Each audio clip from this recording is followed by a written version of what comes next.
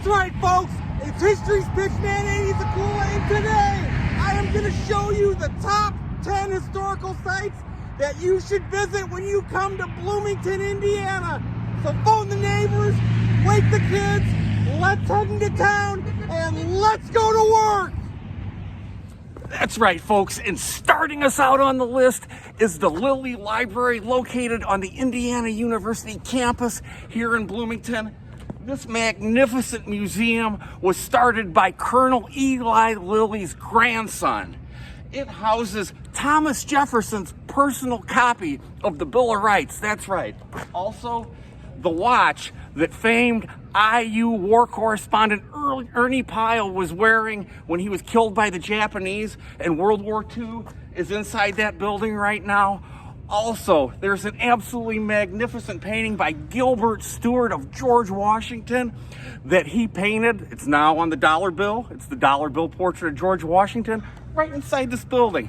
Right here, right now. Number 10 on our list of places that you gotta see in Bloomington, Indiana is the Lilly Library, right on the beautiful Indiana University campus. And number 9 on our list of things that you're gonna wanna make sure you see when you come to Bloomington, Indiana is absolutely beautiful Lake Monroe.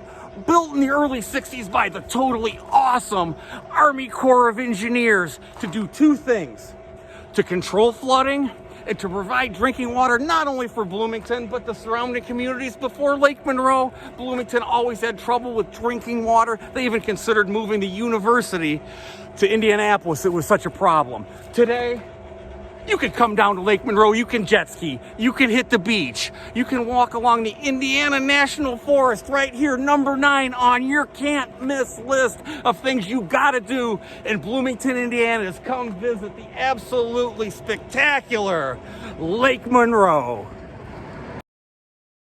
If you want rock and roll music on your visit to Bloomington, Indiana, then you want number 8 on our list. The Bluebird nightclub music venue that's been cranking out live rock and roll for decades right here, folks. John Mellencamp has been here a few times. In fact, one time, Mellencamp even brought his buddy Lou Reed to play right here on this little stage.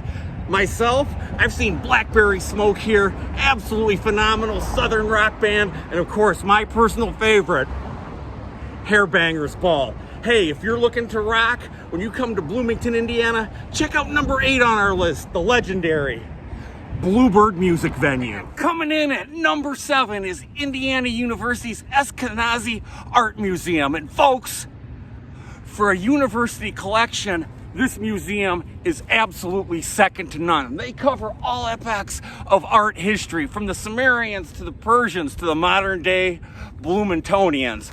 And my personal favorite, there's a great looking Paul Gauguin, the French Impressionist. There's one right in there, right behind me. But I'm not gonna spoil it for you. You'll have to see for yourself when you come to Bloomington, Indiana, and check out number 7 on our list, Indiana University's Eskenazi Art Museum. And coming in at number 6, folks, is the Indiana University Arboretum right here. Today, it's a botanical wonderland, but in yesteryear, this is where the original football stadium was. Those are the gates right there. The original Little 5 bike race took place right here in the 1950s and in 1979. That's right. The Watershed movie Breaking Away was filmed right on these hallowed grounds. If you're looking for the feel of a large Midwestern Big Ten campus, it's right here in Bloomington, Indiana at the Indiana University Arboretum. I'm a tailgater, I'm a rollerblader, and number 5 on our list is Indiana University's legendary Memorial Stadium. And you don't think there's any history out here at the stadium? Well, folks, this is the prow of the USS Indiana. Not the Indianapolis, that's something different. The USS Indiana. The ship took part in the United States invasion of Iwo Jima in World War II. That's right. And you see that mighty deck gun over there? There were Japanese Zeros in the sky. Kaboom! And on the north side of the stadium, this is the statue right here of 3-time All-American legend George Taliaferro, who was on the 1945 championship football team, along with Hobart Ricky legend Russ Deal. And you know what? Taliaferro was drafted by the Chicago Bears. He was the first black guy to get drafted into pro sports, and this was before Jackie Robinson. That's right, and this is his statue right here on the north side of the stadium in Bloomington, Indiana. And that's right, folks, coming in at number 4 on our list, this place is registered in the National Register of Historic Places. It's the Buskirk-Chumley Theater right here on Kirkwood in downtown Bloomington. Now, this building is that yellow brick. It's the classic Spanish Revival architecture. This place started out as a silent movie theater, and then it switched over to the talkies. These days, it's not unusual to catch a matinee of film noir, of Gone with the Wind, or Casablanca. Also, they do great live shows. Rock and Roll Hall of Famer Graham Nash played here recently. I personally saw a Beatles tribute band here that was absolutely marvelous. Hey, number 4 on our list today is the Buskirk-Chumley Theater, right on Kirkwood in downtown Bloomington.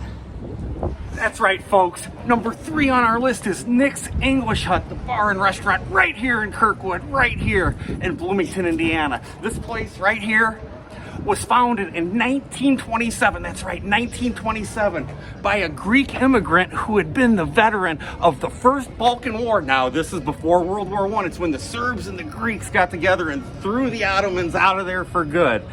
In 2008, Barack Obama came here on one of his campaign stops. Perhaps when you were in college, you remember playing Sink the Biz here, watching a ball game.